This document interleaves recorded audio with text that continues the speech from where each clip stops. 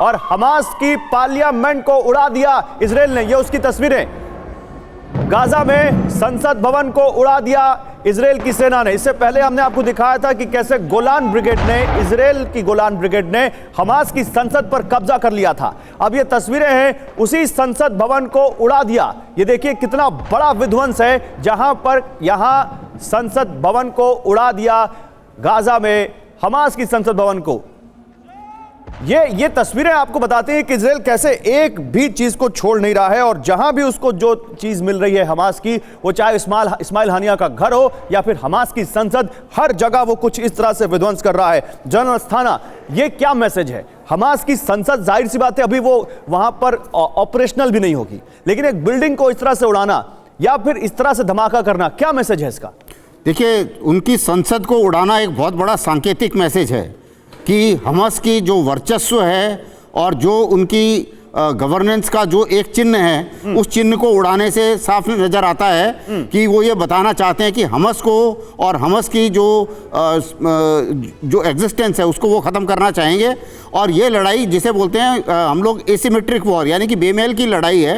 एक लड़ाई के पास में पूरा एक साइड के पास पूरा साजो सामान है और दूसरी साइड जो है वो टेररिस्ट हैं जो छोटा मोटा हमला करके निकल गए हैं। लेकिन उन्होंने जो ये पकड़े हुए हैं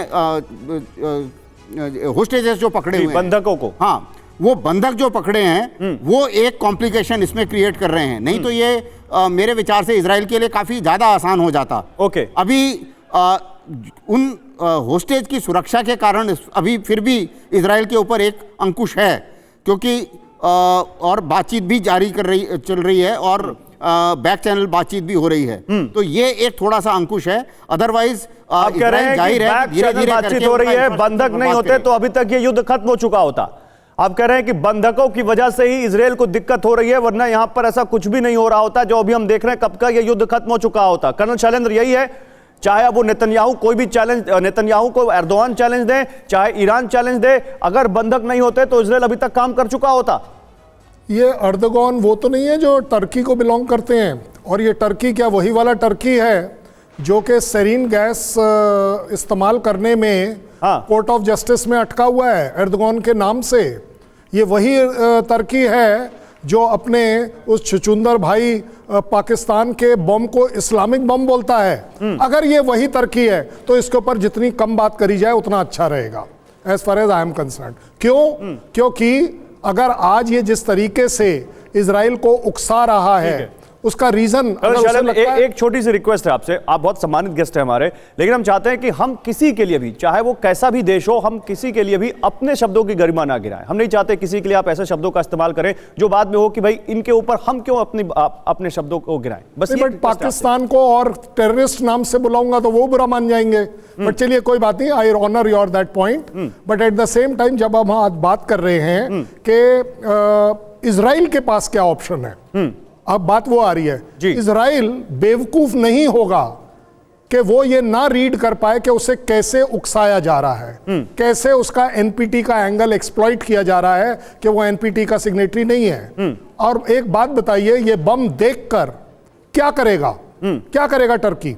डिस्ट्रॉय कर सकेगा या इनवाइट कर सकेगा या पूरी दुनिया में एक तो क्या आपको लगता है कि इजराइल के पास न्यूक्लियर बॉम्ब है? और अगर है तो इजराइल क्या गाजा में 1% भी चांस है कि वो यहां न्यूक्लियर बॉम्ब का इस्तेमाल करेगा? 100% नहीं करेगा। It doesn't suit him. ये एक कोई भी न्यूक्लियर स्टेट को पूछ लो कि अगर वो अपने ही टेरिटरी से आधा किलोमीटर दूर, 1 किलोमीटर दूर अगर वो इस्तेमाल करता है तो वो उस so called danger area, radiation area, उस सब में आएगा। टैक्टिकल वाला कर लो, चाहे पाकिस्तान से लेके पाओ वाला भी कर लोगे तो भी 5 किलोमीटर के एरिया में आप आओगे, जहां पर भी वो डालेंगे। फिर ये जो बात हो रही है, इसके पीछे आपको क्या असर, क्या मतलब समझ में आता है?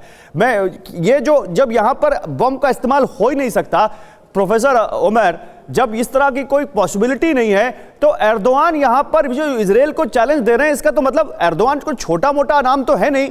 तुर्की के राष्ट्रपति 3 बार के, प्रधानमंत्री 3 बार के, दुनिया के सबसे बड़े पुराने नेताओं में से एक हैं इस वक्त मौजूदा नेताओं में, वो इस तरह की बात कर रहे हैं, तो उसके पीछे का मकसद नहीं समझ में आता।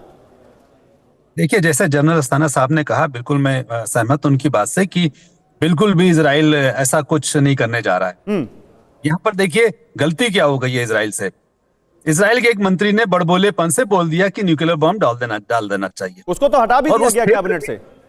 उस क्षेत्र में अमेरिका ने पहले से एक इनिशिएटिव चला रखा है कि एक रीजन विदाउट न्यूक्लियर वेपन बनाया जाए, जिसको हम बहुत दिनों से उसकी कोशिश कर रहे हैं। उसमें ईरान को भी लाना चाहते थे। अब जबकि उन्होंने पहली मर्तबा ये बात कह दी है, तो इस तुर्की चूंकि नाटो का मेंबर है और तुर्की को मालूम है कि इस एनपीटी की जो धाराएं हैं वो बहुत सख्त हैं, और इस बहाने अगर एनपीटी को और आईएईए को अगर लगाया जा सके काम पर और उनको ये कहा जा सके कि देखिए उनके मंत्री ने बात कही है और इस बात का खतरा है कि वो इसको इस्तेमाल करें, तो वो अंतर्राष्ट्रीय संस्थानों को इजराइल के खिलाफ खड़ा करने के लिए एक कोशिश है। ठीक है। और वो जरूर चाहेंगे कि इस तरह की कोशिश वो कामयाब हो जाएं। इसीलिए आपने देखा होगा कि जैसे ही वो बयान आया मंत्री का, तो नेतन्याहू का रिएक्शन बहुत शार्प था। उन्होंने फौरन उसको चुप कराया, बल्कि उसको अभी जो खबर है उसके मुताबिक ये है कि उन्होंने उसको सस्पेंड भी कर दिया उस मंत्री बिल्कुल बिल्कुल, क्योंकि उस बयान का बहुत असर पड़ने वाला था। बिल्कुल। लेकिन इसके साथ ही मैं ये बात भी कहूंगा कि जो लोग नेतन्याहू को जानते हैं वो अच्छी तरह से इस बात को मानते हैं कि वो हर भाषण में ये बात कहते हैं कि हम ताकत का इस्तेमाल करके ही अपनी सिक्योरिटी को मजबूत कर सकते हैं। तो वो नेतन्याहू उस तरह के आदमी नहीं है कि जो ईंट का जवाब पत्थर से ना दें। वो ईंट का जवाब 10 पत्थरों से, एक ईंट का जवाब 10 पत्थरों से देना जानते हैं, और वो उसी पर अमल करते रहे। अगर आप पिछला 20 सालों का उनका जो राजनीतिक करियर देखेंगे तो उसमें बहुत सारी घटनाएं हैं जिसमें उन्होंने इस तरह की कार्रवाई की है। और हमास को ये तो एक काम करते हैं प्रोफेसर उमर, आप जो बात कह रहे हैं बहुत अहम कह रहे हैं कि नेतन्याहू को अगर देखें और उनको एनालाइज करें तो साफ है कि वो बहुत अग्रेसिव से रिप्लाई देने में विश्वास रखते हैं। तो जल्दी से मैं अपने दर्शकों को अब ये भी बता देता हूं अपर स्टूडियो से कि इजराइल के जो परमाणु अड्डे जिन पर हमलों का खतरा जताया जा रहा है, वो परमाणु अड्डे क्या जब वहां पर केवल न्यूक्लियर फैसिलिटीज हैं तो वो सिविल न्यूक्लियर फैसिलिटीज हैं, या यहां पर एटम बॉम्ब जैसी भी कोई चीजें हैं, कोई न्यूक्लियर वॉरहेड जैसी चीज है? ये अगर है भी तो इसका कोई कंफर्मेशन तो नहीं है, लेकिन अमेरिका वहां पर इतना ज्यादा एक्टिव क्यों हो गया है? इजराइल में अमेरिका के 2000 सैनिक पहुंच गए हैं और ये सैनिक इजराइल के परमाणु सेंटर्स की सुरक्षा में तैनात होंगे। इसका क्या मतलब है? इस टीम में सैन्य सलाहकार, टेक्नीशियन भी मौजूद हैं। आशंका जताई जा रही है कि हमास, हिजबुल्लाह और हूती विद्रोहियों से खतरा है, क्योंकि 1 नवंबर को हमास ने डिमोना परमाणु संयंत्र की तरफ रॉकेट दागा था। हालांकि इजराइल के एयर डिफेंस सिस्टम ने उसे हवा में ही उड़ा दिया था। अब आइए आपको इजराइल के परमाणु केंद्र कहां-कहां हैं जल्दी से ये बताते हैं। ये आपके सामने डिमोना में नेगेव परमाणु अनुसंधान केंद्र है जहां प्लूटोनियम उत्पादन किया जाता है। एलेबन में इजराइल का दूसरा सबसे बड़ा वेपन स्टोरेज सेंटर है, यहां परमाणु वॉरहेड और सुरंगें हैं। इसके अलावा फार, जेखरिया, नहल सोरेक, योदेफट, तिरोश और रफाइल में भी इजराइल के परमाणु सेंटर हैं जो हमास, हूती और हिजबुल्लाह के टारगेट पर हैं।